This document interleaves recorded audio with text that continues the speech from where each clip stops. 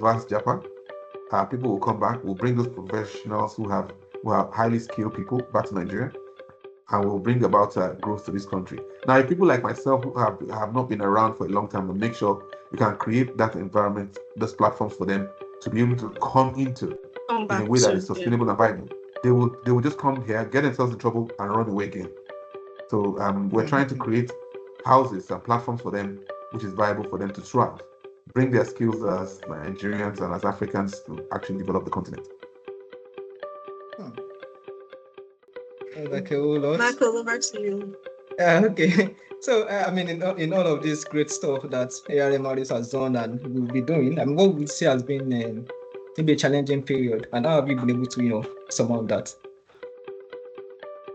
Just maybe one or two. Well, that's a good question. Now, we've had difficult periods. I would say that infrastructure is a sector. Infrastructure finance is a sector that requires, where business ventures require lots and lots of capital. Infrastructure is not a business for SMEs. For example, it's a lot of the capital you will need for businesses in Nigeria, for the regular business in Nigeria, are the capital that you will need to start the development phase of an infrastructure project, just to start it and to make it to develop it to a point where you can get other equity providers to come and provide more development capital, equity capital.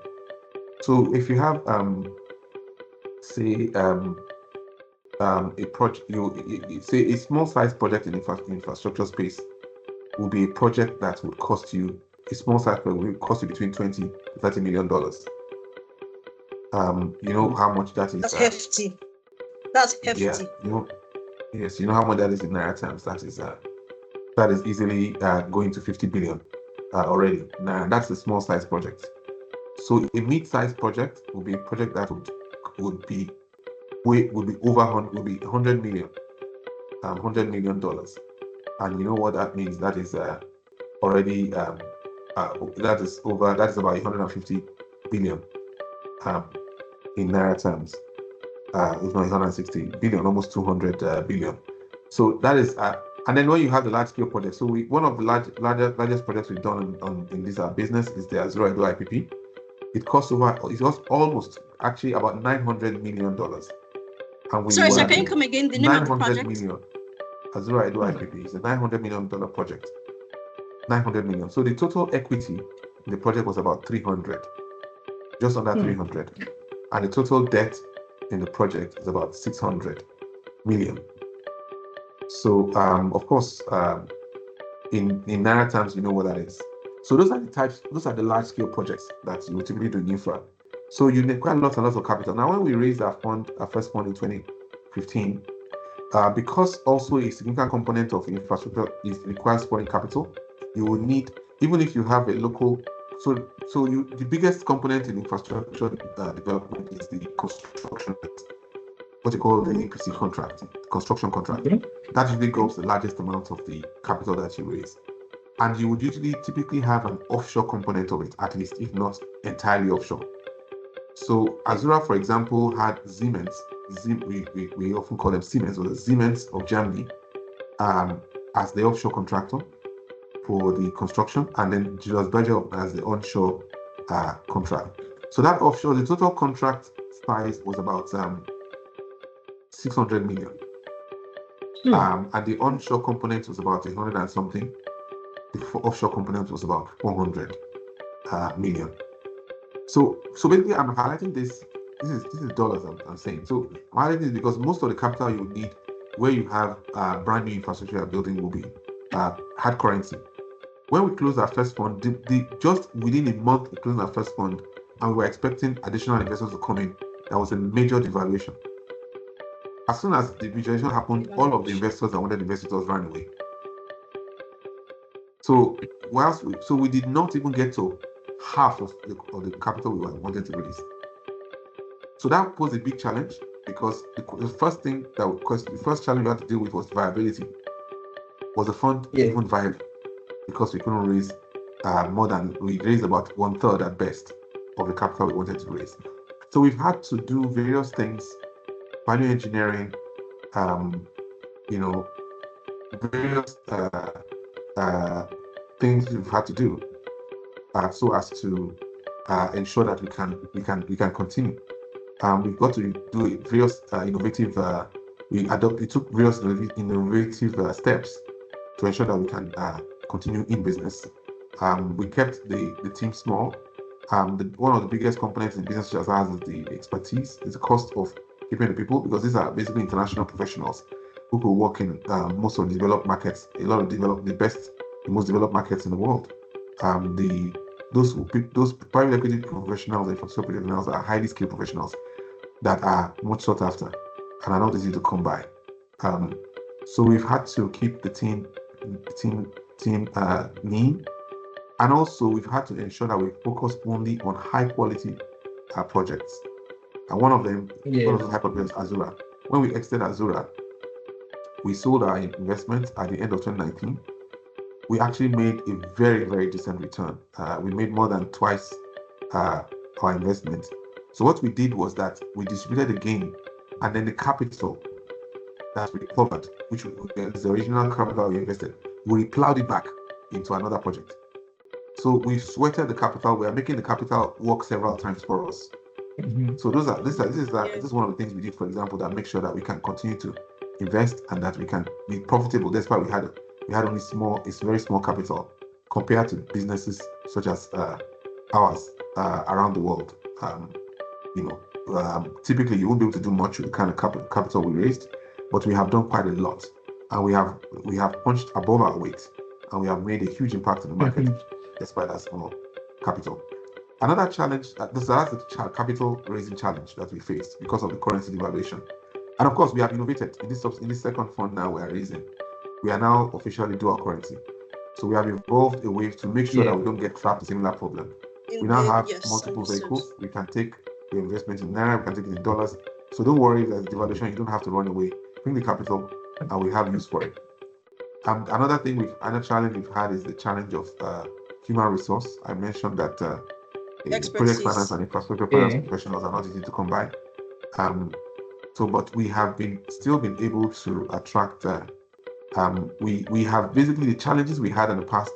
We've been able to retain high quality personnel, and when I say high quality, I'm not just saying that I'm not just mouthing it. I'm not just saying it.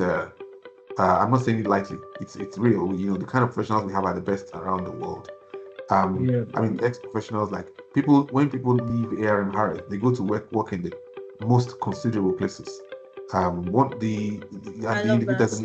an individual who currently is the managing director for Africa for British International Investment, he was my colleague. They were both directors here. He's one of those. Nice. Sorry. I was commenting that nice. That's a big deal. So when people leave us, they go to work in very high places. I mean, people go to work in. We have colleagues who went to work in AFC. We have people who go to work in African Development Bank. I have people who go to set up a new business for Africa 50, the former MD, and so on and so forth. Of course, my ex-colleague who was my CEO colleague. She went to become CEO of the Climate Investment Funds in Washington DC, CIF, which is called CIF. CIF is an international climate investment fund that is affiliated to the World Bank. She is the first African to occupy that position, first Black, first woman to occupy the position. And that's so people who work with ARM-Harith are just easily the best. But still, despite the fact that we, as a small business like we are, compared to the others who do similar business, we have still been able to attract very good talent. So having very good talent, strong professionals, is what makes a business like it's very key to the success of business like this. So those are two challenges that I say that we managed, and we have managed well today, and we keep soaring and keep making progress. Yeah, well, that's great. That's really nice. I feel like these stories that it's giving such context to the stories I've heard about ARM-Harith, and it's beautiful to hear. It's actually an impressive. Everyone here is nice talk about ARM, But it's impressive to see the actual hard work and challenges and how the innovative way you're trying to overcome consistent challenges. Okay, let me go to my next question. Yes. So I'm just going to skip. So now we're in 2025, and you already hinted into some things related to hinted into some things that you're trying to fix in 2025. So it's a pivotal year by many standards. So what bold goals, if you can specify for us, what bold goals are you expecting to achieve this year? Okay, thank you. For 2025, maybe I already mentioned earlier that we are looking to launch our successor fund. We expect that to happen during the course of the year, if not in quarter 3. We expect it to happen in quarter 3. We are currently on track. We are going to be launching a number of things. We are going to be launching a new fund that has a number of features that are a first of its kind in the market. I mentioned earlier that we're going to be dual currency. That means we're going to be both dollars as well as naira. We have 2 vehicles that will help us achieve that. In addition to that, we are going to be providing a platform that will enable domestic institutions to invest in equity, which they shy away from a lot. Apart from listed equity, which they all do in a small, in varying degrees, unlisted or alternative assets is something that they all shy away from. Meanwhile, that is what you need to develop the real economy in the country. Alternative assets like infrastructure, private equity, agriculture, manufacturing, and so on and so forth. You need that to actually grow the real sector. So we are going to be providing a means by which they can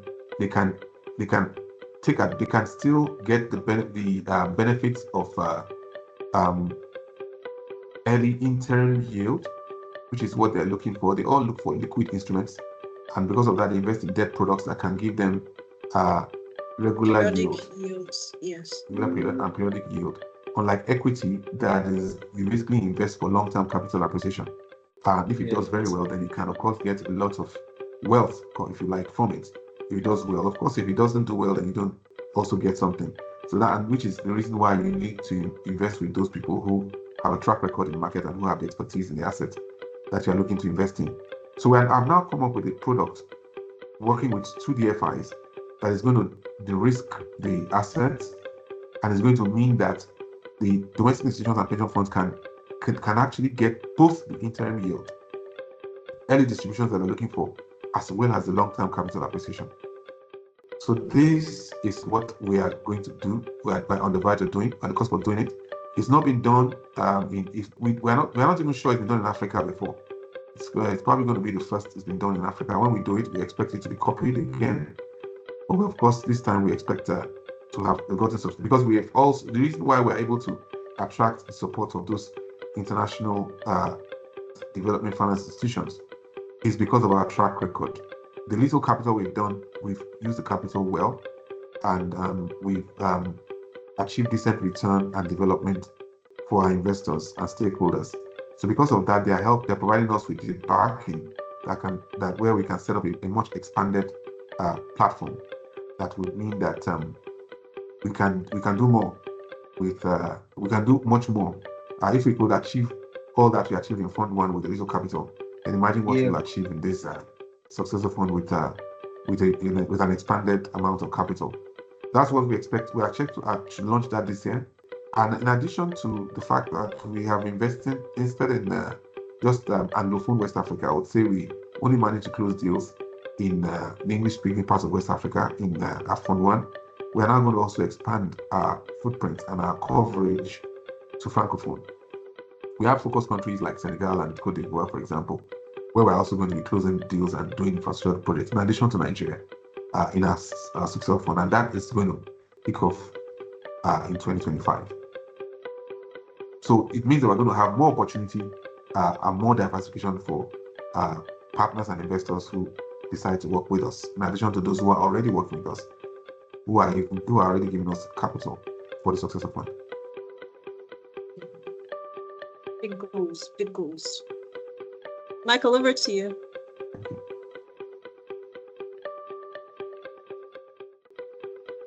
Michael, I I'm don't. not sure if Michael is his screen looks He frozen. looks if I'm not mistaken. stationary. Okay. So I guess my next question is,